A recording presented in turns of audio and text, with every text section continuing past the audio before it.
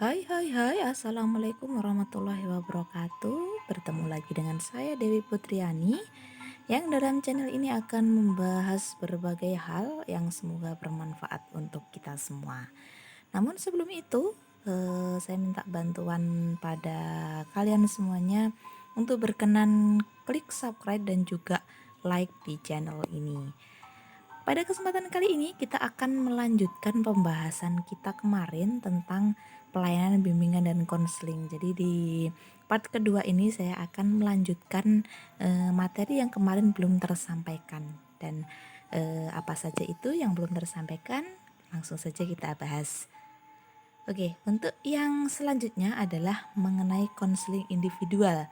Jadi layanan yang diberikan guru BK selanjutnya adalah layanan konseling individual. Layanan ini ditujukan kepada siswa yang mengalami permasalahan atau siswa yang meminta bantuan terhadap permasalahan sosial, pribadi, belajar, dan karir yang tidak dapat diselesaikan atau diputuskan sendiri. Dilakukan secara pribadi dan juga profesional. Kalau melihat judulnya konseling individual, berarti dilakukan secara individual atau pribadi antara guru BK dan juga satu siswanya. Jadi satu guru BK dengan satu siswa. Itu artinya secara pribadi. Namun hubungan ini tetap dilakukan secara profesional. Sebab apa?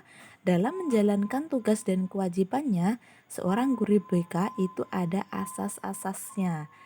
Dan apabila asas-asas itu dilanggar, maka akan dikenakan atau dikenai sanksi profesi oleh organisasi yang menaungi para guru BK ini.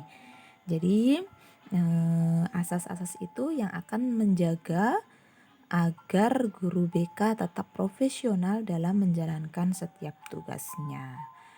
Kemudian konseling ini atau layanan ini ditujukan untuk siswa yang mengalami masalah. Jadi ada 2 poin di sini, yang mengalami masalah dan yang meminta bantuan untuk diselesaikan masalahnya. Jadi yang datang ke ruang BK itu tidak hanya siswa-siswa yang bermasalah saja di sekolahan, tapi juga siswa yang ingin dibantu dalam menyelesaikan masalahnya. Artinya, di sini menegaskan bahwa bukan hanya siswa yang kurang baik saja dalam bertingkah laku.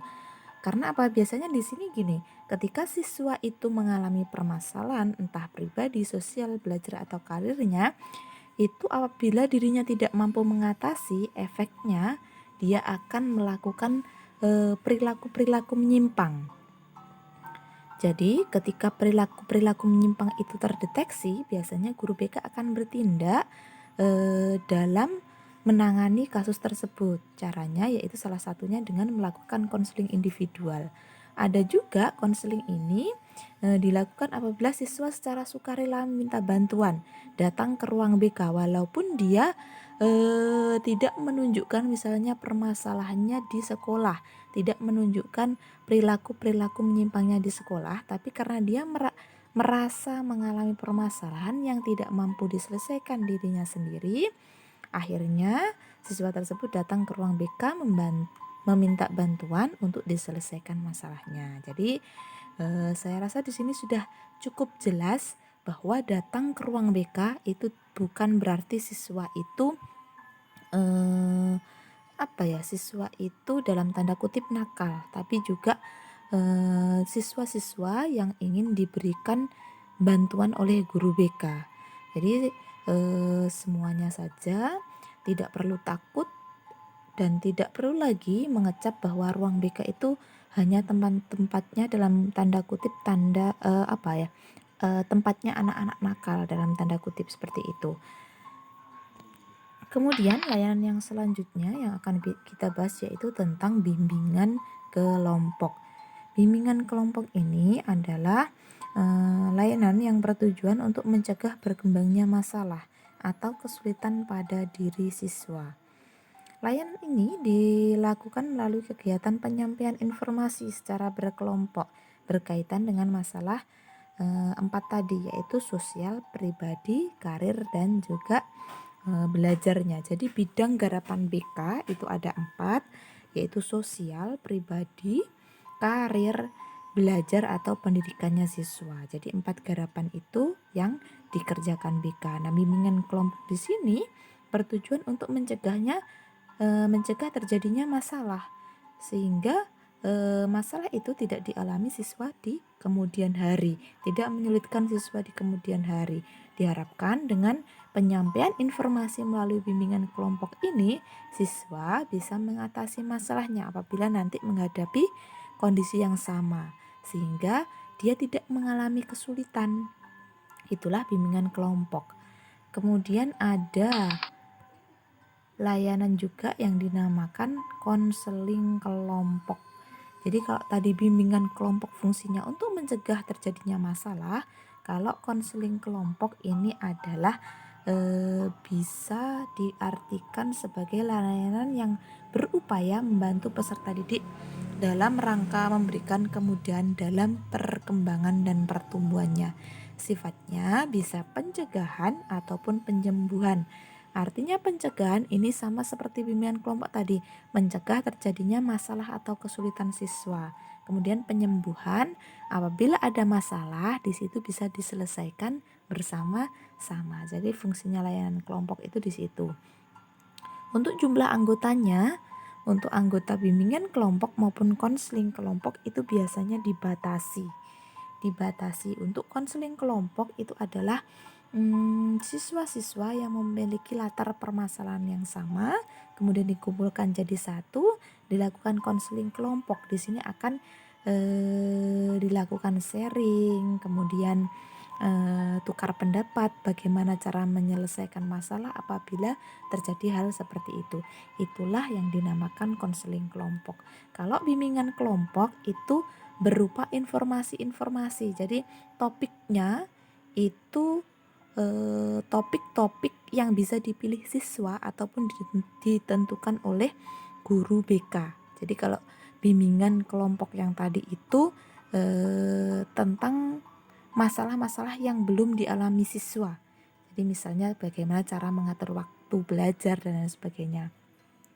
Kalau konseling kelompok itu biasanya temanya adalah tema-tema yang kebanyakan masalah itu sudah dialami siswa sehingga diangkat menjadi sebuah topik.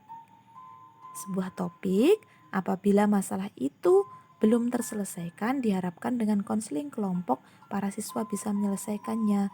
Kemudian apabila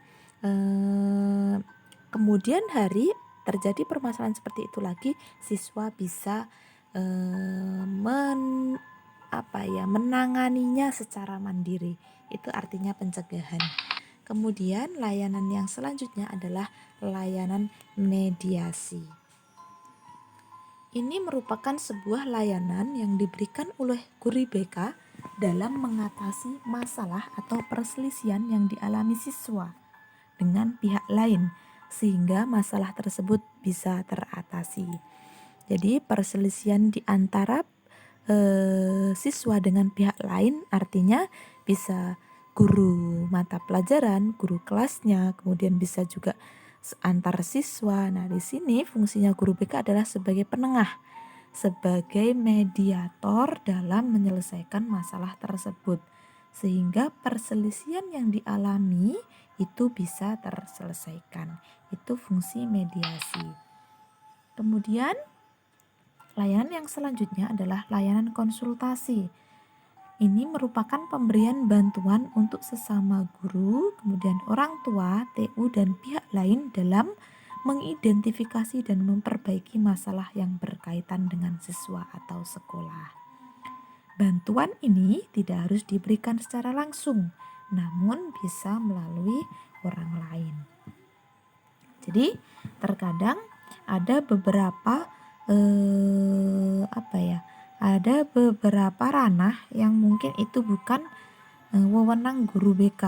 Jadi ketika hal itu terjadi itu bisa dilakukan dialih tangankan juga kepada pihak lain, itu namanya referral. Kalau konsultasi di sini itu adalah pemberian bantuan untuk sesama guru, kemudian orang tua, TU dan pihak lain yang masih berkaitan dengan siswa. Tujuannya apa? Untuk memperbaiki dan melihat apa saja potensi masalah yang dihadapi siswa. Tujuannya sama, yaitu untuk menyelesaikan permasalahan siswa sehingga siswa bisa berkembang secara optimal.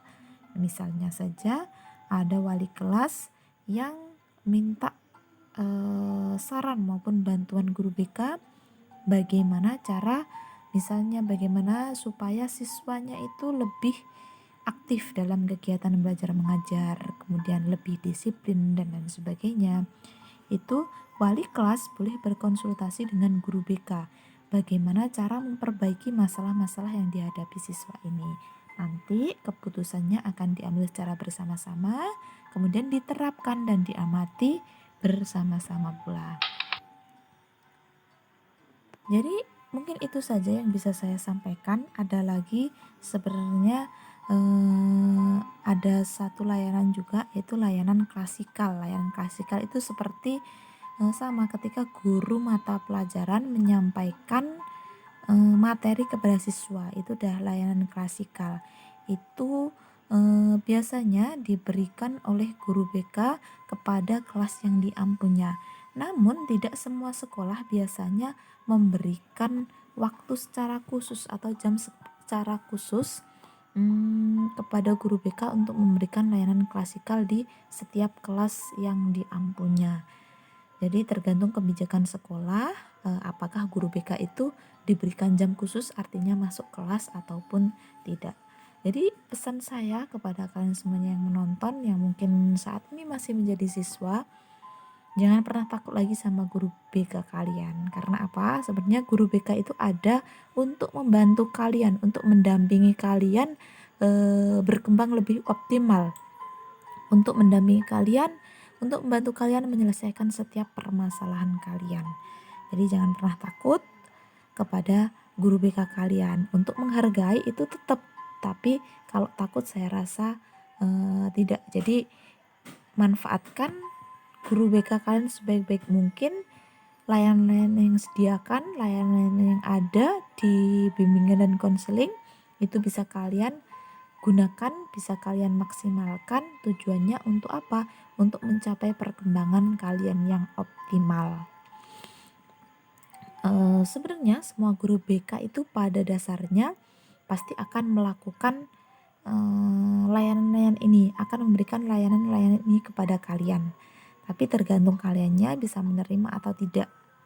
Kalau menurut saya sebenarnya tidak ada guru BK yang dalam tanda kutip jahat ataupun galak dan sebagainya. Itu hanya pembawaannya, pembawaan mereka yang pada dasarnya tujuannya adalah baik untuk mendisiplinkan kalian, untuk membantu kalian mengatasi masalah supaya apa? Kalian tidak melakukan kesalahan yang sama, tidak mengulangi hal-hal yang sama, tidak terus berbuat kesalahan. Karena apa?